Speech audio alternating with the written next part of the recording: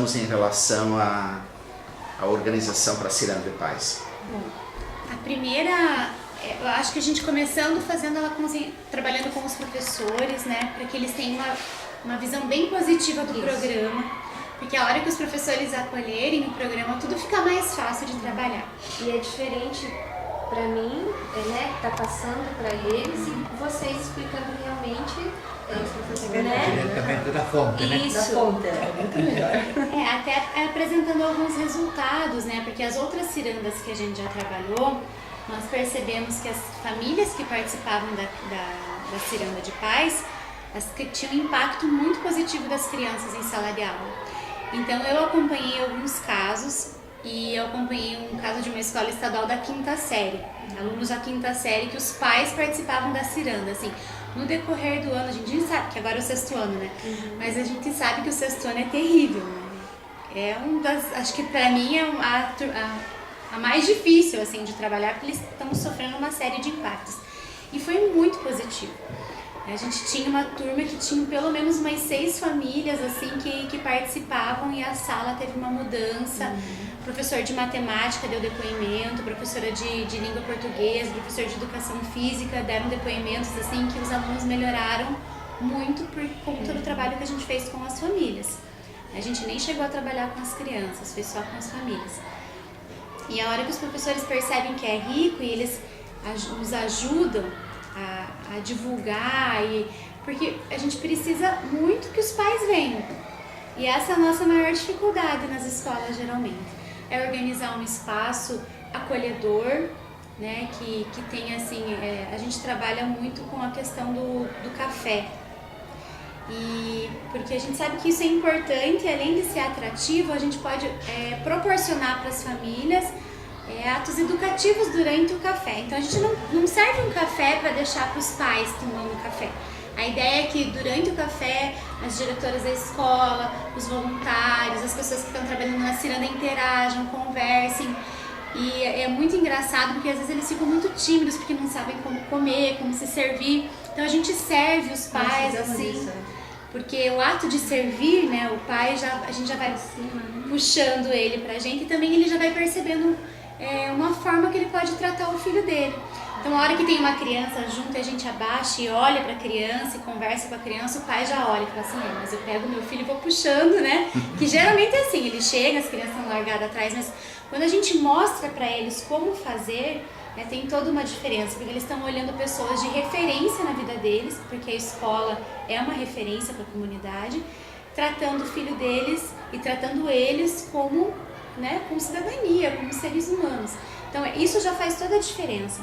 A gente sempre procura fazer assim com que esse café seja o mais acolhedor possível, se conseguisse uma forma de alguém ajudar, né, tendo um bolo, né, um salgado, um bolo, um cafezinho, um chá, e tem a guardanapinha. A gente sempre se preocupa com esses detalhes, né, professor? Que é aquilo que a gente gostaria que eles reproduzissem em casa, né? O ato da gente mostrar para a mãe como se usa um guardanapo significa que ela vai trabalhar isso com o seu filho e talvez aquela criança venha mais limpa para a escola. A gente vem com o cabelo mais arrumadinho e mostra para a mãe, ela por consequência vai saber que ela precisa pentear o cabelo dela, procurar piolho na cabeça da criança para ela vir para a escola mais limpinha, para poder aprender melhor. Então são vários detalhes assim que a gente trabalha na Ciranda de Paz, durante todo o tempo, tudo é educativo. O fato deles se organizarem, o fato de organizar os pequenos grupos para trabalhar as questões. Os primeiros 2 encontros, a gente trabalha um grande grupo, inicialmente, assim, de 10 minutos, só para dar uma acolhida, explicar. A gente não explica o que é o programa, mas explicar que é uma reunião, que a gente vai aprender junto. Depois separamos os pais em pequenos grupos, onde eles trabalham com os formadores de pais.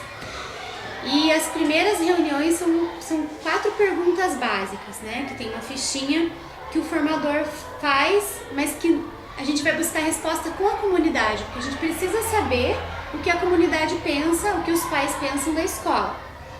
Então a primeira pergunta, se eu ainda lembro, é o que o seu filho aprende na escola e o que o seu filho aprende em casa.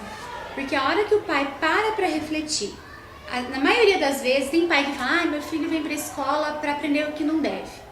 Tem pai que fala isso.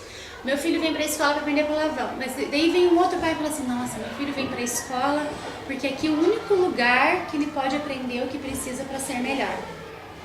E daí eles, entre Começa a eles, pensar, né? vão pensando e vão interagindo. E depois quando a gente pergunta pra eles, o que o seu filho aprende em casa? Daí eles começam a pensar se a rotina deles de casa realmente é uma rotina educadora e se é só a escola mesmo. Então não adianta às vezes você vir e falar 2 horas pro pai que é importante, que a educação vem de casa. Mas a gente vai trabalhando através de questionamento, né? Eles vão pensando nas suas respostas e entre eles também vão criando grupos de apoio, redes de apoio. Acontece algumas vezes de ter conflito que cai no mesmo grupo, vizinhos, né? Que brigam, enfim, que não se dão bem, mas aí a gente tem formadores de pais que são da equipe de psicologia. A gente tem isso. É verdade, não, em todo lugar tem, todas as cirandas tem. Que eles começam assim, mas a gente já tem algumas técnicas assim, de puxar pra questão, de estar voltando.